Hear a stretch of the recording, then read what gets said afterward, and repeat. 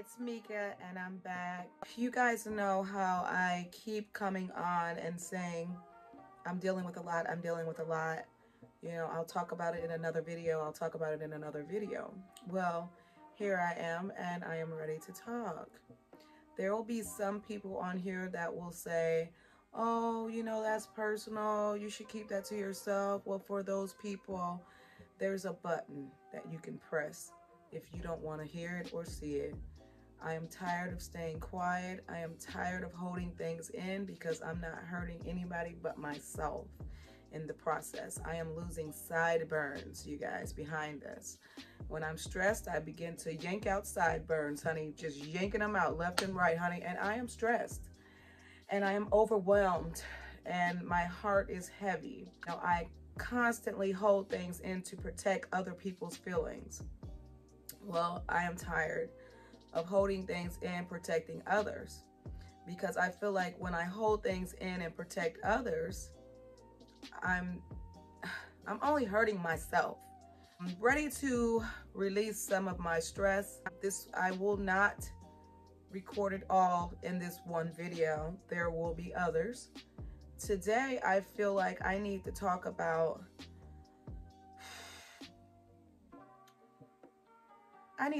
children's hurt. When mothers constantly bring toxic men in and out of their children's lives, it does affect the children.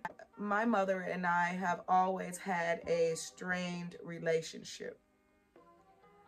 My mother has never ever been open ears to hear the pain and the things that have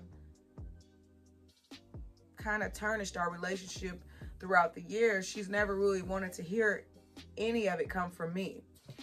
Whenever I try to express anything to her, which I have a lot of anger, I have a lot of hurt, I have a lot of pain, so I show a lot of emotion when I'm telling my story. Whenever I try to tell her my story, she constantly walks away. She constantly leaves.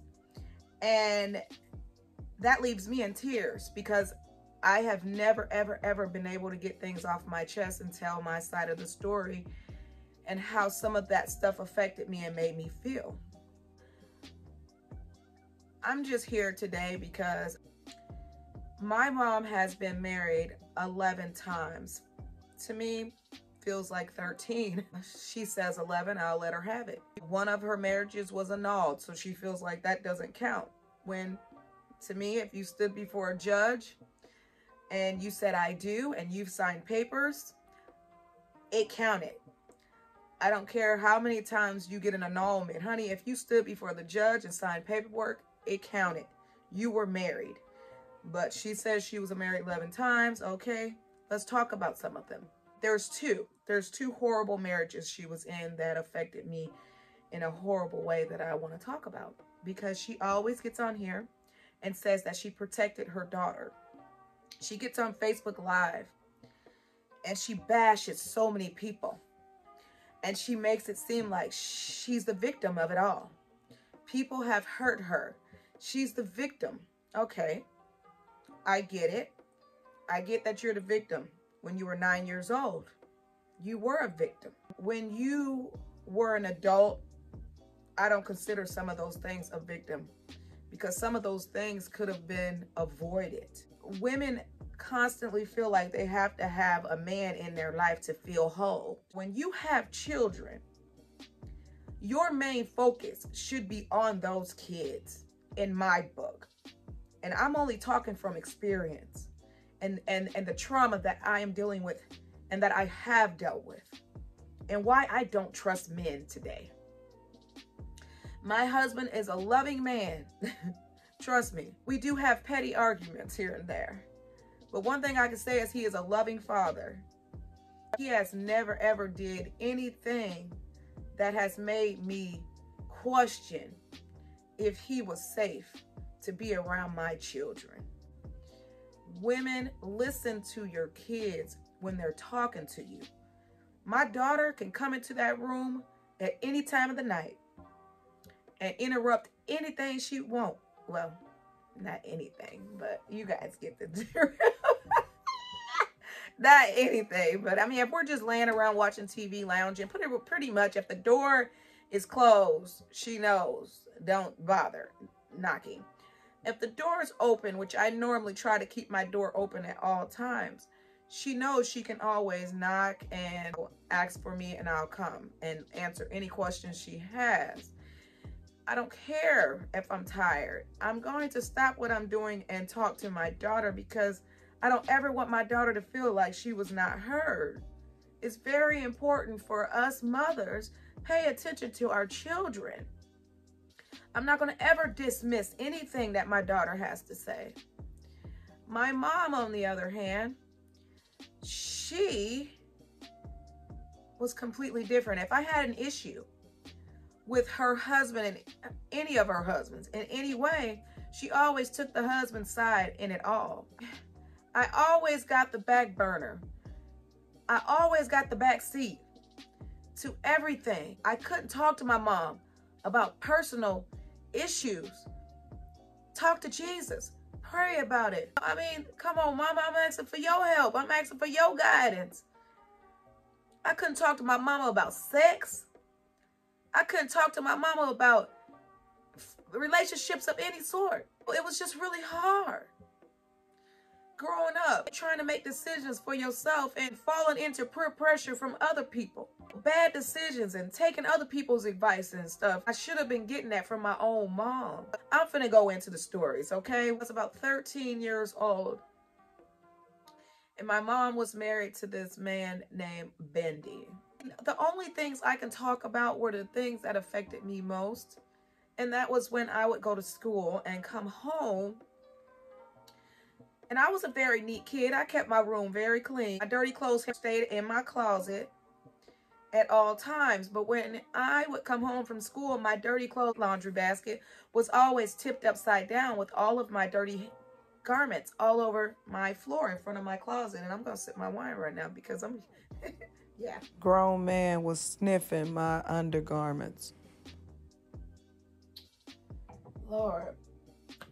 Tipped upside down on the floor. And I noticed that this was recurrent every day when I would come home from school. You know, never really understand it. Mentioned it to my mom. She blew it off. Maybe I accidentally tipped it over. Maybe I just forgot to pick it up.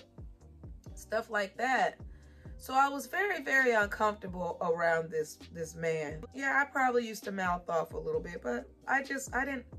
If I don't care for someone and I feel like they're talking to me in a demeanor that's disrespectful, I have always been the type of person that I'm going to address my issue with them. And I did. These stories are really, really horrific for me, but I'm trying to move along and get into them. We had a disagreement, and he decided that I needed to be disciplined. And in the way he wanted to discipline me was spanking me. I'm like 13 years old, you guys. And this man is telling me to come into the bedroom with him. He is going to close the door and give me a spanking. No, you're not. So I'm at that point screaming and holding on to the corner of the wall while he's pulling my arm. I'm holding on to the corner of the wall, pleading and begging for him to let me go.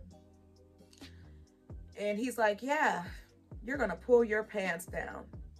Yes, you guys. You're gonna pull your pants down, and I'm gonna whoop you naked. At 13, I have pubic hairs. No, the heck you are not.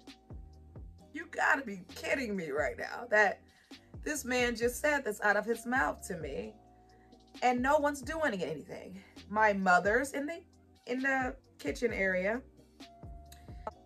My middle brother is sitting on the sofa, and I'm looking at the both of them like screaming, no, please help me. Please, I am begging, help me. Help me, please. Somebody help me.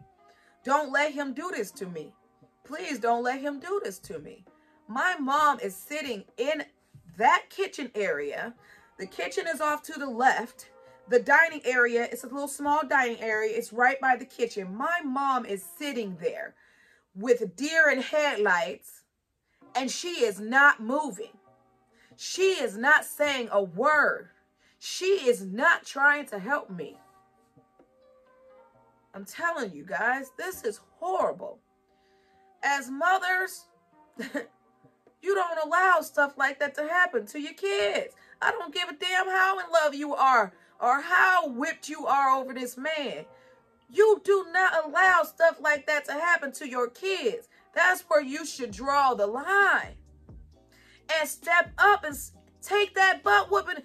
Girl, I don't care. You can beat me to a pulp, but I'm going to jump in and try to save my child.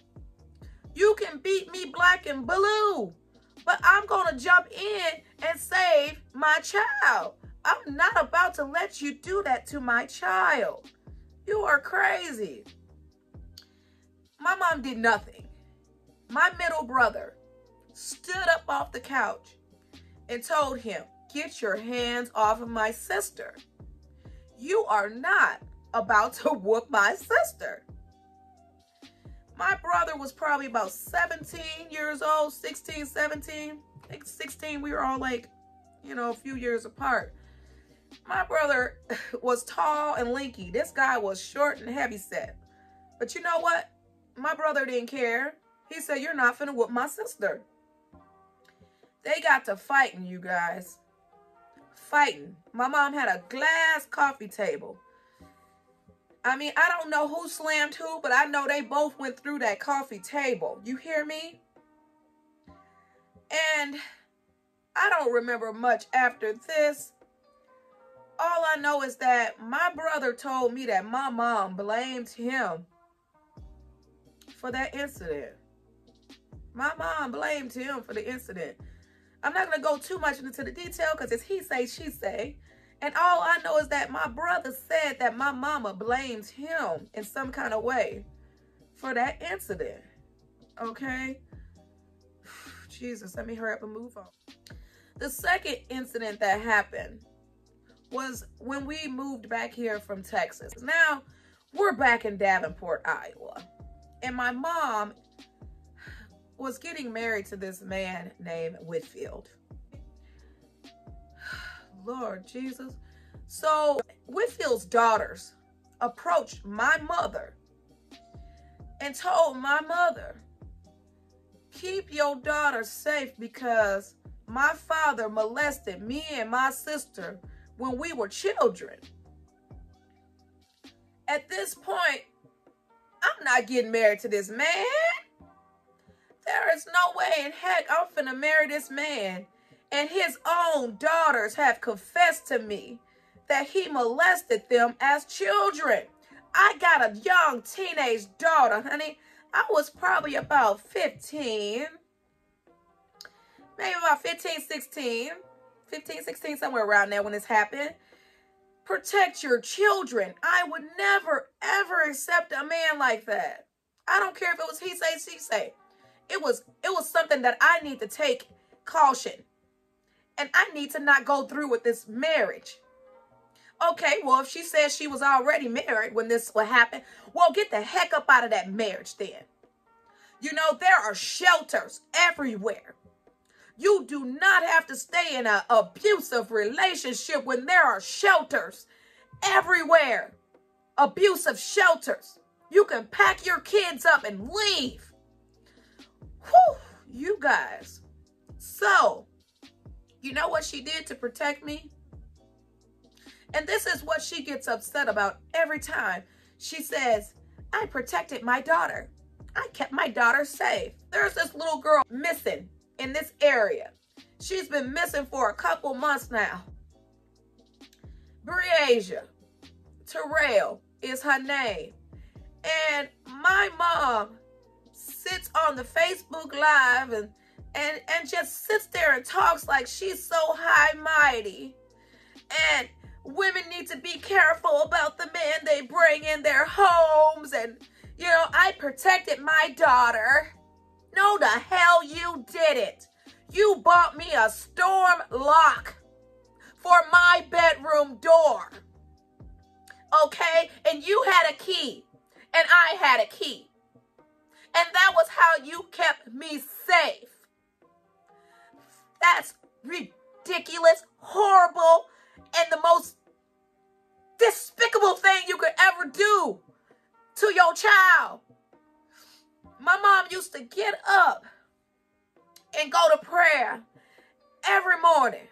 Every morning she used to get up and go to prayer. At the 1234 Riplet Church that she sits and criticizes that pastor. I am so sorry to that pastor's wife. And I ain't talking about the pastor of the church today, because that's his son. I'm talking about the previous pastor. May he rest in peace. He's gone on now. May he rest in peace. And I am so sorry to his wife for the horrific stuff that my mom has said and accused your husband of. But moving on, you all, because this is my story. I'll get into that another day. But she used to get up and go to prayer every morning at this church, knowing that she was leaving me in the house with this sicko, okay? Y'all, I would wake up in the morning, and I know she would leave for church. I know she would be gone. So I would sit in my room with the door locked, waiting for my mom to come home from church just so I can go use the bathroom. Some days I would be having to urine so damn bad, y'all. I would be holding my urine just until my mom came home from church, from prayer, early morning prayer, just so I could go to the bathroom, okay? I would literally hear this man pacing the floor outside my bedroom, huffing and puffing like a damn bear, breathing heavy, like he just wanted to get in that damn room, y'all. Talking about somebody that had a big old knife waiting for his ass in there. And y'all forgive me for cussing. I cuss when I'm dealing with something that's weighing me down or it's bothering me mentally. Yeah, I may say a swear word every once in a while. And that's something she has a problem with as well, because she's so heavenly minded, she ain't no earthly good. And that's her favorite word that she loves to use. Oh, people are so heavenly minded, they ain't no earthly good. Well, ma'am, you are too. Y'all, I'm about to end it, okay? The moral to my story is I was blessed, you guys, not to have been molested by these men. I was truly blessed. Why was I blessed? Because I had a brother that stood up off the couch and fought a grown man to keep that grown man off of his sister. Because it sure wasn't by the protection of my own mother. And for the second one, you guys, I just was smart and stayed my butt in the bedroom until I would hear my mom's voice walk through that door from prayer, from morning prayer. When my mom would walk through that door and say, "I'm home," I would dot that door so doggone quick and run to the bathroom and release myself. That's how I protected myself. So for all you people out there that believes the hype of what people tell you, it's a lie. I have kept my mouth closed for far too long, you all. And yeah, I read all those Facebook comments y'all be posting about how a mature woman keeps her mouth closed and stays silent. Well, you know what? I don't think that's mature to stay silent. I think that's ignorant and foolish to stay silent. I also think that for people that constantly tell their children over and over again, what's done in my house stays in my house. You don't talk about what's done in my house outside of my house. It stays in my house. What you're telling your children is to keep secrets for you. You're telling your children to lie and keep secrets for you. And that is not right. Children, if something is going wrong in your home, if somebody is touching you sexually or making you feel uncomfortable in any kind of way, and you don't feel like you are being protected by your mother or your parents, talk to your teacher. Talk to anybody. Call 911 and talk to them. You are better off telling what happened to you than keeping it a secret, because that secret is only going to allow that person to continue to hurt you. And you're going to allow that person to hurt others. And so when he goes out there and hurts others, and you know for a fact that he hurts you, you are the blame for that. You are the fault for that. You know what kind of man this is, and you have never spoken up, and you have always kept it inside. So I don't have no respect for people like that. I don't. I hate pedophiles. I hate everything about sick people that hurt people. It rubs me the wrong way. And I have raised my daughter like that. I protect my daughter at any cost. My daughter can always come to me and talk to me about anything. And if somebody hurt my daughter, trust and believe, I would not stand around and accept it. So that's the moral to my story, y'all. I hope I'm able to help somebody, okay? I'm not trying to attack women at all. But raise your kids, ma'am. It is, if you got children, stop jumping in and out of relationships. I believe in dating when you have children, but I believe you date outside your home. Stop trying to give these kids daddies. These kids don't need no daddies.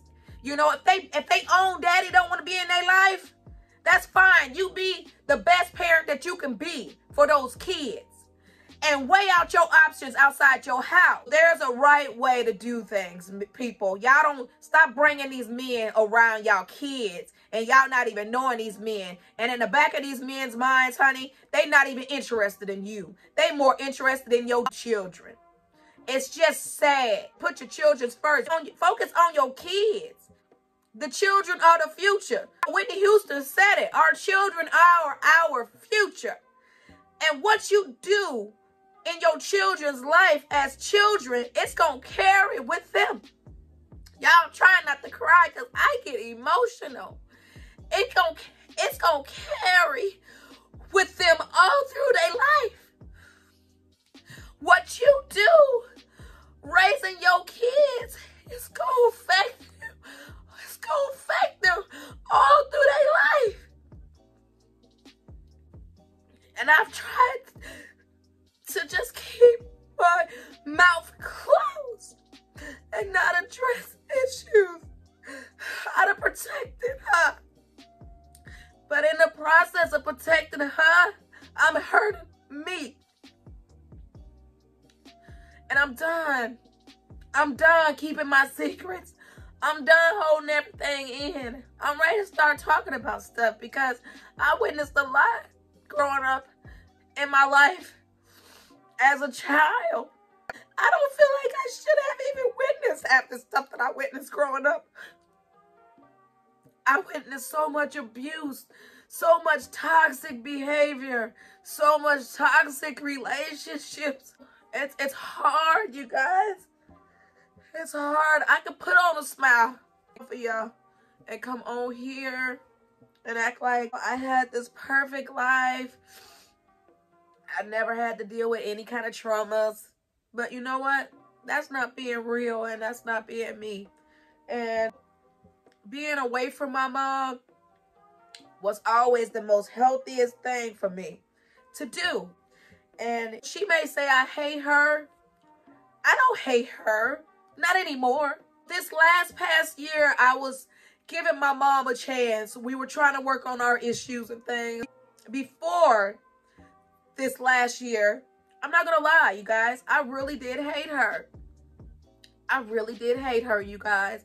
And I used to tell people all the time, if my mom was to die, God forbid, if my mom was to die, I'm turning my phone off. I don't even want nobody calling me. I'm not accepting any calls. I will not be at her funeral, and I'm just gonna turn my phone off until after the funeral. That way can't nobody reach me. That's how much hate I had in my heart for this lady, but I don't hate her no more, y'all. I mean, this past year of being around my mom, I grew a lot. I just got to accept and know my mom for who she is as a person. And I'm not on here to bash her and tear her down, but at the end of the day, when my mom can get on that Facebook Live and bash everybody, just tarnish everybody's names and everybody's reputations like they done her so wrong in her past and in her life, and she could actually put names to these people and just talk about them like it ain't nothing, you guys. And then not only that, she's always talking about her hurt and her past and how what she says, let the truth be told. and she's always doing that. But then whenever I decide I want to tell my truth, it's always bad. I'm the bad guy. I just want to ruin her. I want to tarnish her name. I want to ruin her reputation. You know, like, y'all, it is hard. It is so hard. But the moral of my story, and I've been on here too long, about to end this. Just protect y'all children, man. At any cost, protect y'all children. That's just a hurtful situation for what happened to that little girl. And nobody knows where she is. I mean, we got kids coming up missing all over, y'all.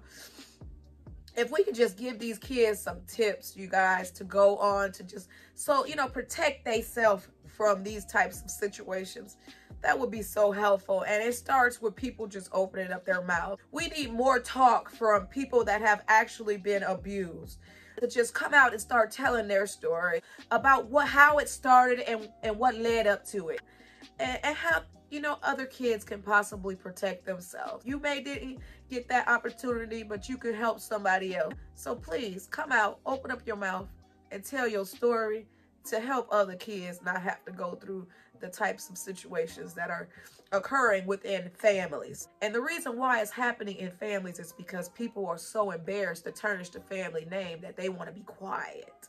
Shh, don't say nothing. You don't tell nothing about what go on in this family. What go on in this family, stay in this family. Well, you know what? Hell with this family. Because I'm going to tell my stories. And I'm going to keep telling my stories.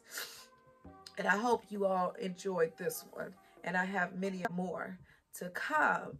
And I will lead up to the incidents that just happened this past year that have really, really kind of kicked me back a little bit, you guys, in my emotions, in my feelings, and in a lot of my thoughts. So until next time, you all, do what makes you happy. Please like, comment, and subscribe to my channel. Not that consistent, but you know what? I'm a new YouTuber, okay? Okay, I may have been on YouTube, a couple years, but I'm still considered a new YouTuber. I am just trying to put myself out there a little bit. I'm not a great speaker either, you guys. I am really just flowing, and I'm trying to just share my life journey with you all. So once again, share this video, please, because I'm sure it could help someone. Like, please, and comment, please, and do what makes you happy. Until next time, you all. Bye.